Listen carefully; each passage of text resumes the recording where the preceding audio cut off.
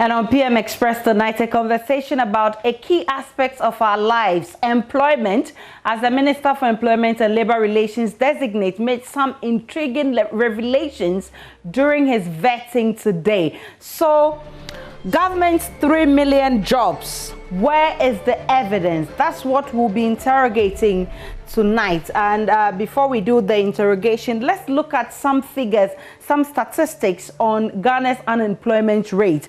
In 2013, you can see that the unemployment rate stood at 6.27%. In 2014, the figure went up to 6.53%. In 2015, the figure then jumped to 6.81%. In 2016, it's now 5.45%. In 2017, 4.22%.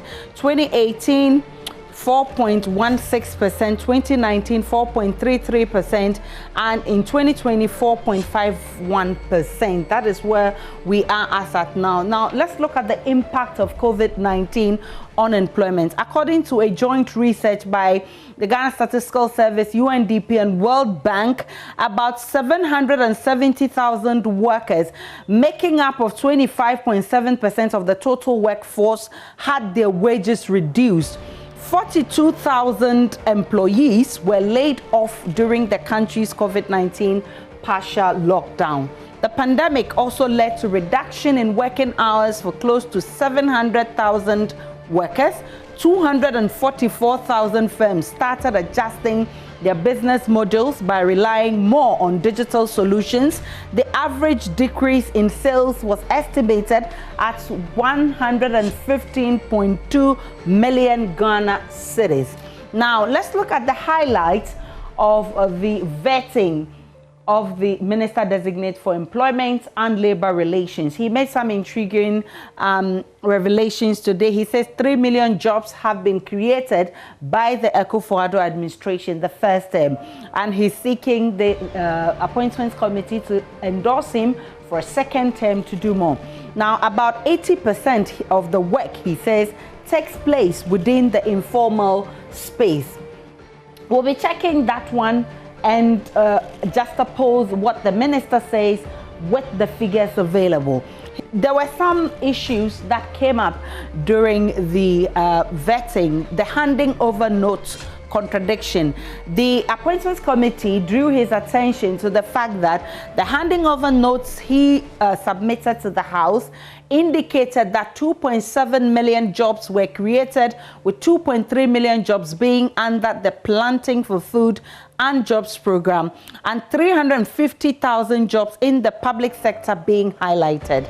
And the minister's response was that the handing over notes were prepared in June in line with the Transitional Provisions Act, and that could explain why the figures vary. Now, 3,000 jobs, he says, were lost due to the banking sector cleanup, and this has also been a major issue facing the labor market. We've been discussing how this cleanup has affected a lot of people losing their jobs. A lot of people have to stay at home and do other menial jobs because they have lost their jobs. Now, job opportunities have been open to all, according to the minister.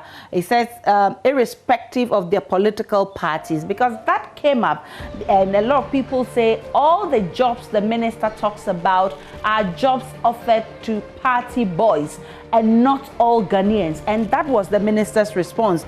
So he says it is not true that the jobs created have been for only NPP supporters.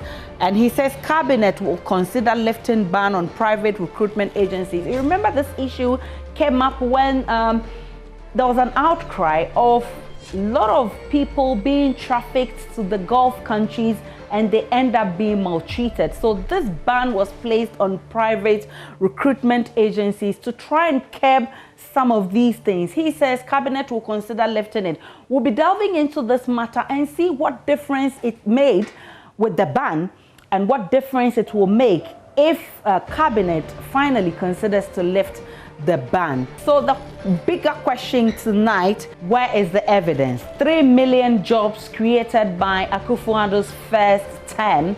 Where is the evidence? My guest tonight, Associate Professor and Head of Department of Organization and Human Resource Management at the University of Ghana Business School, Professor Kwesi Ampofo-Tawiah. Also, Austin Game is a labor consultant and CEO of Game & Game Group. And also, Mohammed Afum is a labor analyst. All of them will be joining me shortly after this break. Do stay tuned in.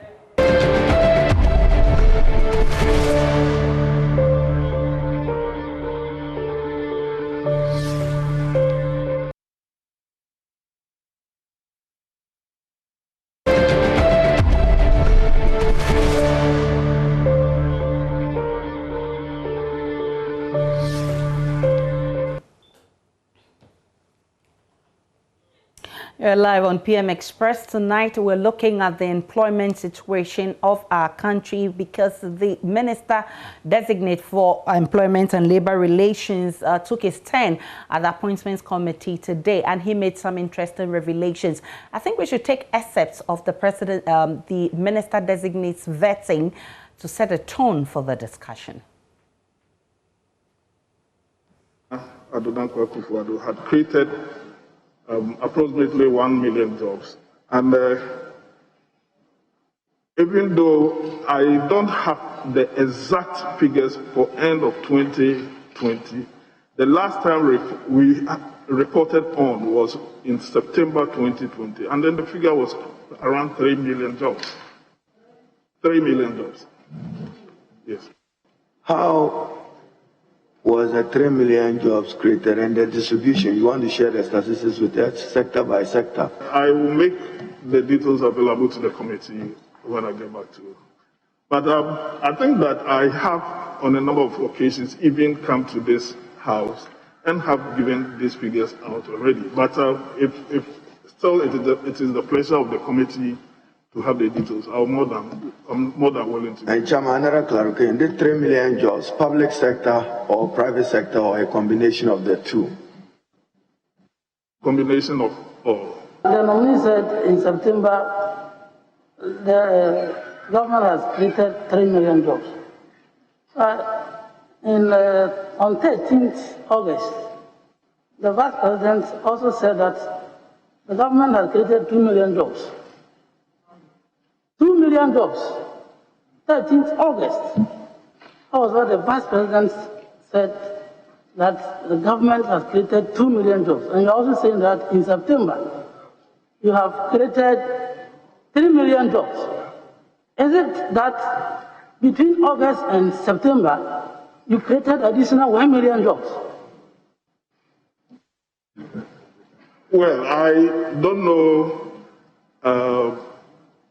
And I'm not aware of what you're talking of, but I have officially turned out the 3 billion jobs, and I will be prepared to defend the 3 million at any point in time, that when I get the opportunity. So that was Minister for Employment Designate Ignatius Bafwewa taking his turn at the Appointments Committee for his vetting. And I'm grateful that all of you gentlemen have joined me. Let me start with you, Professor Kwesi Ampofo-Tawiah. As of 2020, the unemployment rate in Ghana was at approximately 4.51% of the total labor force. You do a lot of research in this area. Has anything changed as we speak? Well, thank you very much, Aisha. And to indicate that the name is Ampofo-Tawiah Kwesi. I'm grateful for the correction. Thank you very much.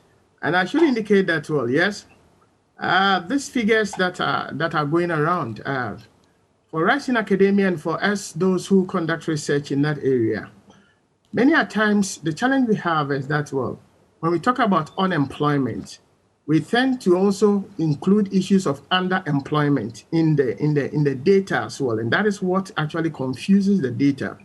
Secondly, also is the fact that, well, largely within the space that we find ourselves, you reckon that, well, the government through the the National Youth Employment Agency, through the NAPCO, through almost all of some of these initiatives that really the government put in place, indeed has added to the employment figures. But well, would we consider this to be real employment or just underemployment? Because well, if you look at the nature of the jobs that have been created, one would question whether these are real employment figures, or would one consider it to be underemployment? Because if you look at the capacity that the individuals have and what they can do and what they are doing currently, then it throws into that question whether we're talking about, well, people being underemployed or being unemployed, for which reason this job. This tends to be very good news, especially so it is said that, well, an idle mind is the devil's workshop. So once some provisions are made for people to find themselves active, doing something, well, it is something that we should all applaud. But then we should be moving on. I think that as the discussion goes on, we should be moving on to be creating real jobs. And that is what I mean, real jobs. Because I think that, well, I have indicated in a couple of research that, well, yes, the way to indeed curb this unemployment problem that we have in our country is through research and development. And through research and development, we'll be adding value to the products that we export in their raw state and in the value chain. In so doing, create a number of employment. So, well, let us look at cocoa, let us look at timber, let us look at diamond, let us look at gold, let us look at the oil palm. If you look at almost all of these things within the value chain, if we are adding value to all of these things, we are bound to create some more real employment in this regard. So for me, I'm thinking that, yes, the government is doing well by keeping the youth active, by creating some opportunities for the youth to get engaged. But then we should be moving towards creating real employment where the individuals would find themselves utilizing their skills, knowledge, and ability productively in areas that will help transform the economy. Clarify this for me. If you talk about real jobs, what are you talking about? That's what I'm talking about. Situations where people, of course, for instance, well, you have a number of individuals who lost out on jobs during the banking crisis and currently find themselves being Uber drivers. Yes, it is some sort of employment. But then if you're talking about real jobs, well, I'm talking about situations where people are using their skills, knowledge, and ability in a way, I mean, the skills that I have, the knowledge that I have, productively in the development of the economy. Not to say that, well, being an Uber operator, you are not contributing to development of that is it. That is not the case. But then there are people who have acquired skills in specific areas who are seeking diligently jobs in those areas to be able to be much more productive and put their knowledge and skills to use. And that is what I consider to be real jobs. Thank you. Let me bring in Mr. Game here. At the vetting today, the members of the appointments committee, do the ministers designate attention to some inconsistencies with his handing over notes? And the notes, which they say indicates 2.7 million jobs have been created. And they say that is contrary to the 3 million figure the minister designate mentioned at the vetting. Well, he says that notes were prepared in June. But let me ask you this. You do a lot of labor consultations and you come to, across so many issues confronting the labor front. What's the reality as far as the minister's claim is concerned? Thank you. I'm grateful. You know, to be very honest with you, availability of data is a major concern to everybody, I'm sure, including the minister himself. Even though very clearly stated in the Labour Act, Section 6, that we should have collection of data as a compulsory thing. You know, it's supposed to be given flesh in LI 1833. I'm sure everybody knows that we are not collecting the data. Whatever that is being done by Ghana Statistical Service, the ISE, many other institutions, they are not completely in tandem with what goes on. Again, we all know that our labor market is virtually populated by almost 90% of the informal sector, because Ghanaians are kind of people who want to find something to do for themselves. And so they migrate into the informal sector. The formal sector being SNIT, being Joy, being Game and Game, being this company, very little. And so I think that, to be honest with you, if he says that he prepared the data in June before the announcement about the 3,000, fair. 3 million. But I think that, to be very fair, let's not, the function of the economy creates job. And the economy, we all know, is challenged, not just in Ghana, all over the world. And so therefore, we cannot expect to be creating job in the manner in which, we want it to be. And so it's most unfortunate, but the reality is that I'm not too sure we have that number today. Otherwise, our unemployment number would have been drastically reduced, Let me bring in Mohamed Afum here, because a joint research by the Ghana Statistical Service, UNDP and World Bank has revealed 42,000 employees were laid off during the country's COVID-19 partial lockdown, with some 770,000 workers having their wages reduced. You say it is not possible for government to have created 3 million jobs. What's your basis? Thank you very much, Asha. My concern is not with whether government has created a certain number of jobs or not. My concern is with the reliability of the figures that are being put out by government as being the quantum of jobs that have been created over the years. As my brother Osingami said, creation of jobs is a function of expansion of the economy. And we know that over the years, the economy has not been doing well. And therefore, if this huge number of jobs are being told as those having been created, there is a little bit of doubt. Again, what is the source of the collection of the data? How is the data collected? Is the data collected by the Statistical Service, by the Labor Department, by corporate entities like ministries and organizations who recruit workers and then remit the information to Labor Department to compile? Private employment agencies who are required to submit monthly returns of recruitment that they have made to Labor Department for compilation into the labor market information, or SNIT, which is mandated to register all workers who are registered so that they can contribute to the first year and second year, so that during retirement, you can receive retirement income. Now, if these institutions are not doing their work well, then the figures that government is claiming to represent those who have been in employment is a little bit doubtful. Again, the question was, what kind of jobs have been created? Are they permanent jobs? Are they part-time jobs? Are they fixed-time contracts like those in the construction industry and building industry, where road construction takes about 2 or 3 years and the workers are laid off? Or building industry, where this project takes about 2 or 3 years, the workers are laid off? Are they casual workers, temporary workers, seasonal workers, piece rate workers, or informal workers? These are the type of workers we have in this country, and this is what one expects the statistics to disaggregate them for us to know the number of jobs that are being created. So it's very, very, very important. One thing I must add, SNIT, for instance, if you go to their website, they will tell you that up to 2020 July, the number of active contributors to SNIT is 1.6 million. Does it mean that since 2017, when the government came to power, all those who have been recruited, none of them has been registered onto SNIT for them to enjoy retirement benefits when they reach 60 years?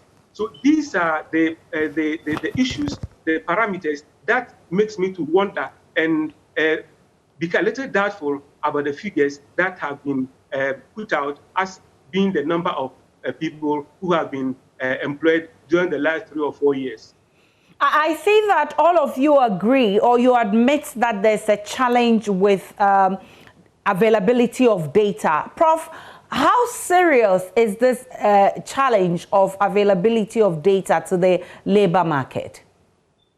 I should say, Aisha, it's a very serious issue, because for us who find ourselves in academia as researchers who conduct research, sometimes, you see, and we should get to understand that, well, if you want an economy to develop, it should be based on some evidence. It should be evidence informing practice.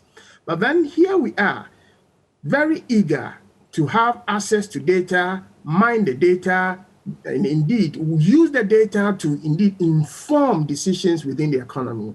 But then it is almost non-existent. You go and hit the snag almost all the time. Just as well as about our senior brother, Austin mentioned, you reckon that, well, within the system itself, within the Ministry of Employment, Labor Department, there is supposed to be a system to collect such information and to indeed aggregate such information for informed decision making. But then you ask yourself, when you go there, it is as if the people are not resourced enough to do what they are supposed to do, and hence you are not able to get anything from them. So it comes to basics, the importance of R&D to national development. If as an economy we place premium on research to national development, then we are going to resource almost all these agencies, almost all these departments to be able to, and it will be on them to collect the information and use them appropriately. Because we do not rely on research for most of the things that we do, well, then it becomes business as usual, where we are not even following up. Because I can tell you, if you go to a labor department, I mean, I've been there several times in search of information for some work that we are doing. You go there, and if you look at even the state of their offices, it tells you clearly that, well, these are under-resourced agencies and that they are unable to provide you with the needed resources. And sometimes even the data that they provide you, it says that you can't use them for anything. So just as what Brother Austin mentioned, if we are using research importantly, then we should be looking at also the private entities who are within this spectrum of activities, I mean, who are within this area, and make sure that we are collecting information. I mean, just like our other colleague mentioned, SNIT is a useful agency where we can get some information from the Labor Department, primary agency of the government, and other private sector organizations. But hey, it's the case that, well, in the economy we find ourselves, we don't take research seriously. Until research becomes the fulcrum of national development, then we are bound to go in cycles the way we are doing. Thank you. Mr. Gambe, I want to bring you in, particularly because you've been a minister for employment before. And the fact that we're not paying attention to research, and the fact that that is actually hampering our data availability on the job market. Why are we not paying attention to the research, to research? Let me open up for you a little bit. Look, my friend and nominee minister, Honorable Ignatius, knows how I hold him in high esteem, and I still do. That said, look, as far back as 1996, when President Rawlings was in office and I was in office too, we did a very, we did research at the Bureau of Labor Statistics in Washington. We were sponsored. And we modeled Section 6 and related, sections in the Labor Act based upon that, because the whole of America hinges on nothing but data collection based on employment and unemployment. The economy of America changes for good. Immediately at the end of every quarter, the labor statistics report is released. And it changes everything. And so we expect that our labor law will be taken to the highest heavens. But unfortunately, it appears we are not giving the Labor Department the fillip that it deserves. And what I meant by that is that it's supposed to be one of the topmost cabinet kind of ministry. When President Rawlings was in office, the late President Rawlings was in office, I can assure you he gives labor the topmost priority. I won't tell you what we do when I ever attend or I'm invited to cabinet to talk about such labor matters. But I can tell you he took it very serious. It appears we are placing labor matters on the periphery without data, and we expected that indeed the labor department will be fully resourced. And it shouldn't take more than 2 months to put these structures in place. And then that's why we furthermore created the National Tripartite Committee, which is the only one kind in the entire world under Section 113 of the Labour Act, so that both the Labour Department and the National Development, the National Tripartite Committee would interrogate the figures and be sure that the National Development Planning Commission will be well informed about what the planning, strategies for the nation will be like. So I didn't hesitate some few days ago to draw the attention that it appears we are all working, on guesswork, because the numbers that are coming out are not the exact numbers. We need to change our ways of doing things. I think that government is getting settled. They should take it seriously. And we are all Ghanaians. We are available. If they need our services, we will help them to enable them achieve it. Mr. Ngambe, an interesting one that came up at the vetting, the fact that jobs that the minister-designate claims has been created were jobs offered to members of his party. That was a question posed to him by one of the members of the appointments committee. What's your take on this one? The minister-designate said it's not true because they offered opportunities for every Ghanaian. What's your take on this one from where you stand? It's possible that predominant number of the people may go to maybe people within their party. It's possible. It's possible that other members of the society had opportunity to be, part of it. So it may not be entirely, if it is true that we have 3 million people, you and I shouldn't be talking about. So because the number normally from school, those finishing JHS and will not go ahead again, those finishing SHS, those finishing tertiary institutions, various tertiary institutions, both public and private, we should be about 14 million people. That's the 18 million, 14 million that's been registered for election. So clearly these people should be available seeking job and may not be able to either find or have found. So the 3 million is possible that some of them may be from the party predominant, some of them may be from other parties, maybe Ghanaians that have been employed. So maybe that should not be too much the major concern. My concern now is, do we have data available to help both not the school, the various academic institutions to be able to teach exactly what they are supposed to be teaching, plus ensuring that our people who are, helping us to plan the economy will plan properly based on data. At the moment, I can tell you on authority, it is just guesswork. And as we talk about creating jobs, we also cannot underestimate the impact of COVID-19, which has led to 345 million full-time equivalent jobs being lost worldwide in the third quarter of 2020 alone, and 45 to 53% of MSMEs worldwide anticipating falling into debt as a result of the pandemic. Let me put this to you, Prof. With 42,000 employees in Ghana already laid off due to COVID-19 and 3,000 jobs lost due to the banking crisis, even if government really had created 3 million jobs, is it enough to deal with the country's unemployment situation? Well, I should say that, well, yes, it is not enough. It wouldn't be enough because, well, if you look at the COVID pandemic and its devastating effect when it comes to the labor market, especially so in terms of employment, well, it is growing. And it is simply because, well, organizations in Ghana have not trained to become resilient to change. So, well, they are now adapting to the change, and it's very slow. So increasingly, you reckon that, well, those organizations that were a bit resilient are bouncing back and they are picking their ass together, and they are now beginning to re-innovate, to enter into areas to gain advantage. And that is what you find other organizations in other jurisdictions doing. In our economy that we find ourselves in, you reckon that, well, yes, we don't have resilient organizations.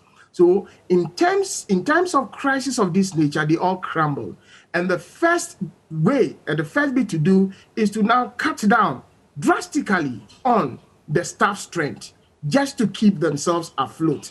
And in doing so, rather than investing in training and development and also ensuring that, well, they are innovating to take advantage of the opportunities that avail within this crisis situation, you reckon that, well, they tend to be indeed quite ignorant about the opportunities. They are still looking at ways of rather cutting down. So as you the question that you posed, I must clearly indicate that, well, yes, the banking crisis and its effect, you realize that, and looking at the nature of employment, even that are being created now, not to downplay it, you reckon that the sectors that we are looking at, these are not, I mean, you are talking about planting for food and jobs. You are looking at the NAPCO bit that when some of them went into the Internal Revenue Service, some of them went into what have you. So eventually, these are not, as I indicated earlier on, the real jobs.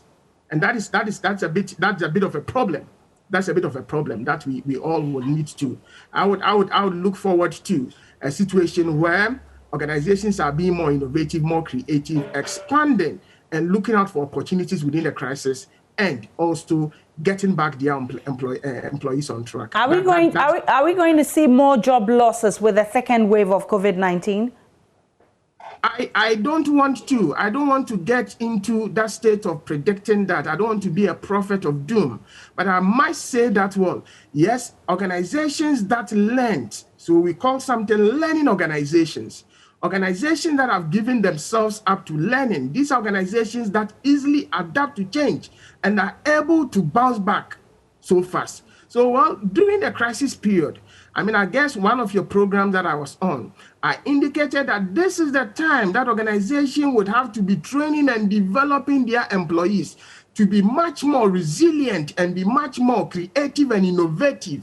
This is much more the time that organization should be looking at, in any case, looking at their organizational culture, allowing some flexibility for people to be much more innovative and creative. And those organizations that indeed took that advice are organizations that are going to bounce back quickly and take advantage of the crisis. But those who sat to fold their arms and they were just cutting down on numbers, hoping that things would regularize and for them to get their employees back, well, they are going to continue to cut down on numbers because nothing has changed and things are going to get even worse. Mr. Afum, you agree that government can do better. What's your ideal situation as far as dealing with the country's unemployment challenges is concerned? Well, the bottom line is improvement of the economy. Jobs cannot be created out of the vacuum. If government policies are right, especially interest rates are okay, businessmen can borrow at very competitive rates and then expand their businesses. In doing that, they will create room for more people to be employed. But if the economy is so constricted, it's not expanding, interest rates are going high, utilities are going high, they can't be competitive. In nearby Nigeria, for instance, interest rates are very, very low. Where in some countries, interest rates are even below 1%. And here you have interest rates going for 20%. The private sector cannot compete, and therefore jobs cannot be created. And if you are going to depend solely on public sector jobs, then we are heading for trouble. But again, let me also add to what my brother also said about labor statistics. They are very, very, very important in the sense that when they are available, they aid planning. Again, okay, I think we lost Mr. Afum there. We have some challenges with connection. We'll try and get him back, but let me take a break on PM Express. When I return, we'll be delving into an issue the minister raised. He indicated that cabinet will consider lifting ban on private recruitment agencies. You know, the reason why this ban was placed. We'll be looking at what difference that has made since the ban was placed, and as we begin to think of lifting it, what we should be putting in place to ensure we do not go back to where we're coming from. Stay with me. I'm coming right back.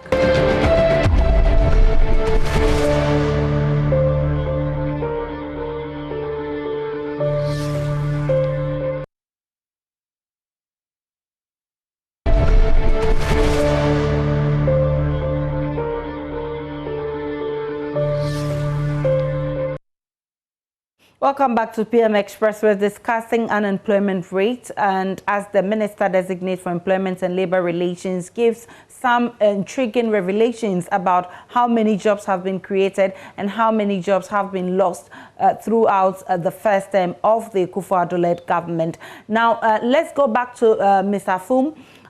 You were making a very valid point about how data aids planning.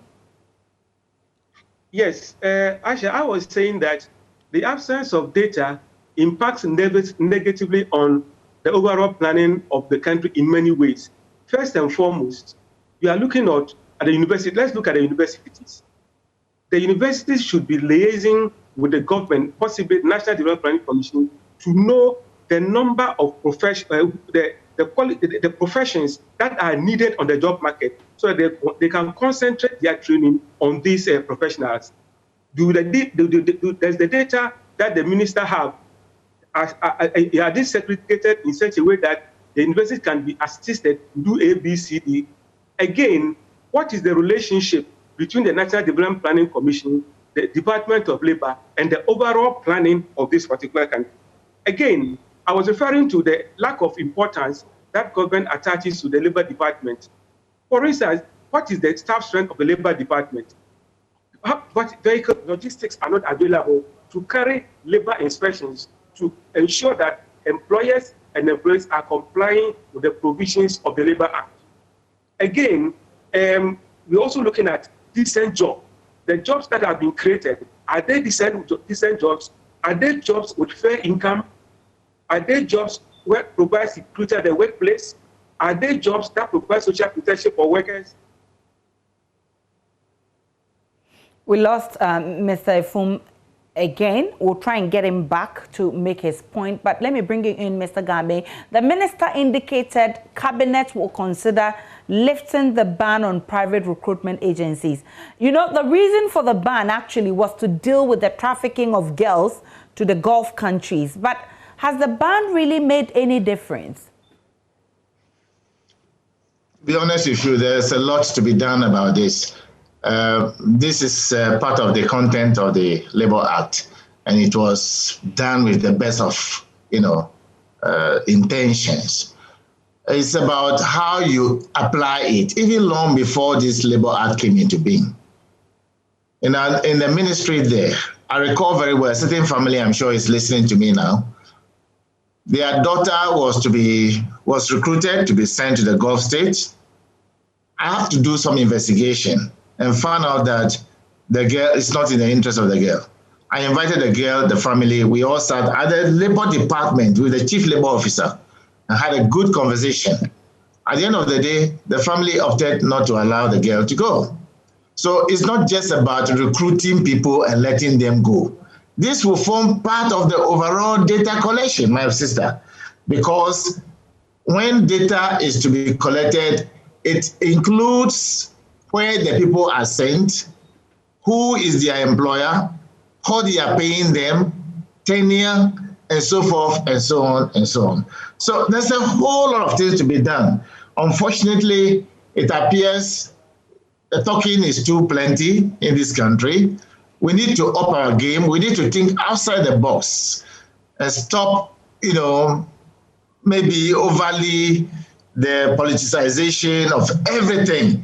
If you can, politics is good. Politics is about decision making. But when it is partisan politics, then you can't get some of us to be part of it. What we need to do is for us to agree as a people that, let me emphasize, without data, everything we are doing is just fishing for nothing. We need data to enable us to plan and plan and plan well. And that is the reason why we took time off to go and study what is being done both in the US and in Japan. And we came to the conclusion that this is best for us. But it appears that we are either playing with it or thinking that it doesn't matter. It matters. Everything matters in this country. Our productivity is very low because we don't have data. Our productivity, like my brother, the professor stated, and I agree with him 100%, our unemployment is not properly segregated because there are people who are in contract of employment, which is allowed. There are people who will be casuals. There are people who will be working on a retainer basis, several ways of creating jobs. And they are all work, but we must segregate and report on them so that to know exactly the skills development we need to have for the job market. But for now, it's about guesswork, and their own academic people are making their own efforts, and their efforts will get nowhere. That's why we are having the problem we are having.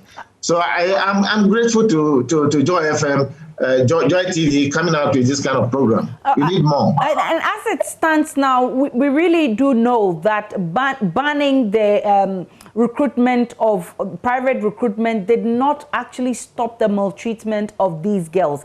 And we're talking about gathering data. In the interim, what do you recommend as a way of dealing with the trafficking of especially girls to the Gulf countries? Training and development of skills of the Labor Department people and all those who have registered to be recruiting privately. If the data collection were to be enforced, they would have been reporting properly. But that notwithstanding, I think for now, until the systems are put in place, the Chief Labor Officer can make a request of them to submit to his office virtually on monthly basis or quarterly basis what the recruitment arrangement within and without are all about, so that they will take steps. And they need training and development of their skills to know what they are about and to know what data to report, what information to supply to the Chief Labor Officer. And when they meet challenges, the way they should go about it, resolving the differences. And if they are sending people to the Gulf, what kind of agreement have they reached? Did they bring into the knowledge of the Ministry of Foreign Affairs, our ambassadors informed? You know, all these things are part of the thinking. So it's not just about the labor law as people see in Section 3, Section 8, Section 10. No, there's a lot more about it. And thank God we are alive, we are not dead. We better talk to one another and learn. Professor Mponsa, as the Minister Designate for Employment and Labor Relations urged the Appointments Committee to endorse his second term, what do you want to see in the event that he's approved as Minister for Employment and Labor Relations? Well, thank you very much, Aisha. I think there are a lot of things that needs to be done within that sector, particularly talking about the health and the safety even of employees within organizations. I'm thinking that, well, the rights of employees have been trampled upon flagrantly by employers for many years, simply because as a country, we've not taken the issue of occupational health and safety very serious. Because we see the department, we see the ministry to be employment and labor relations, issues of occupational health and safety, which is at the heart, because, well, a healthy employee begets a healthy organization. And that in itself is that which ensures the productivity of the organization, which invariably leads to the development of the economy. Because, hey, in the economy that we find ourselves in, the government relies on taxes of employees and organizations. Understand that, well, occupational health and safety occurrences are treated as expenditure. So organizations that record high rate of accident or did not have high standards of occupational health and safety, they have high rate of absenteeism, high rate of sickness, and so forth. And so all of these things are expenditure. So eventually what it means is that these organizations are not optimizing their profits, for which government can now slap its tax to develop the economy. I am looking at one area that the minister should be focusing much more on, will be the health and the safety. Because hey, what is the point in you bringing in people and you not catering for their physical, their mental, and their social well-being? It is off. It is off. So one area that they need to be given some attention is the well-being of employees as well. I heard my colleague talk about decent work. It is not just giving them employment, it is also giving them decent jobs. Decent jobs. There should be structures in place in organization that safeguards the interest of the employee whilst he's employed. And in so doing, it will get morale in organization because, well, you reckon that, well, normally during 6 March and during the Workers' Day, you see a bunch of disgruntled employees all over.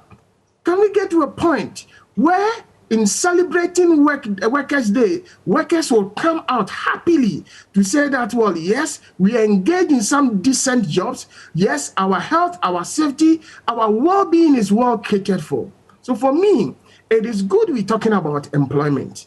But then once the people get into the organization, it is not the end. It is not the end. And when we talk about the health and the well-being of employee, it starts from the recruitment down to retirement. You can imagine that, well, in most organizations, when employees are getting onto the job, you conduct pre-employment screening. But when they are leaving during retirement, do you conduct post-employment screening? Yet, it is when they are on job, they are entitled to medical bills and so forth and so on. But they come into the work environment, contract strange diseases, and when they go on retirement, rather, their meager pensions they are supposed to use to go and take care of themselves. I would want us to look at employment as a continuum, a comprehensive concept, where we look at it from the recruitment to the retirement of the employee, of the individual, and not just looking at getting people into job. It should be getting the right people at the right place, at the right time for them to do the right thing. And that will get them happy. And that is where the nation stands to benefit. Mr. Afum, you talked about decent jobs. Prof is talking about occupational health safety. What's your expectation of the minister in the event that he is approved to become a full-fledged minister for employment and labor relations?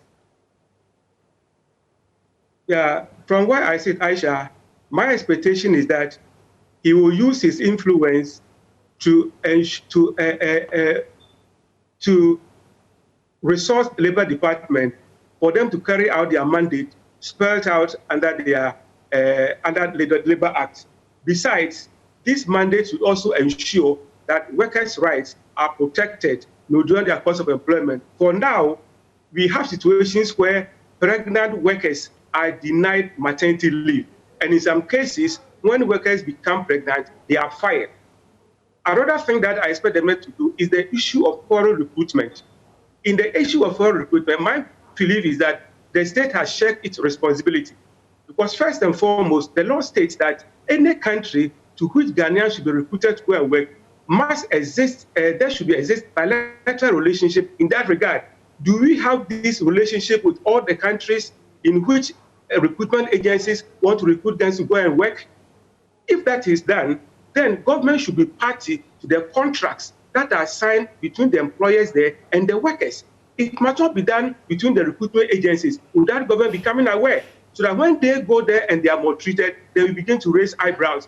Government must ensure that their welfare is protected in terms of salary, in terms of their leave, in terms of retirement benefit when the contract ends. Otherwise, we will continue to have this scenario where workers go there and they are maltreated, we cry, and nothing is being done.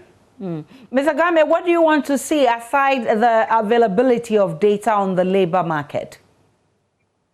To be honest with you, the minister is eager to have more people employed in the country. I support him for that. And I can assure you that if the Labor Department is properly resourced, and what we intend them to do, in particular under Section 6, and as variously stated by my friends there, the Labor Department will end up employing several hundreds of people, and they will work 24 hours. They will work 24 hours because I know exactly what they're supposed to be doing under the law. It's not everything that is written under the law that is known by everybody. Okay.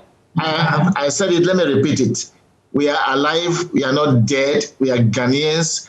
Let them make maximum use of us. I also want to urge His Excellency the President to lift the Ministry of Employment and Labor Relations to the same status like they do to Ministry of Finance. Because Labor Department is just like the pivot around which everything revolves. Take it or leave it. That is it. It's very important. Let them not joke with the Ministry of Employment and Labor Relations. The minister is a good gentleman. If he's resourced, if he's given the power, I think he will go places. I'm grateful that all of you joined us. Professor Kwesi Ponsateria is Associate Professor and Head of Department of Organization and Human Resource Management at the University of Ghana Business School. Austin Game is a labor consultant and CEO of Game and Game Group. Mohammed Efum is a labor analyst. I'm grateful, extremely grateful for your time. My name is Aisha Ibrahim. Many thanks for watching. Enjoy the rest of our programs.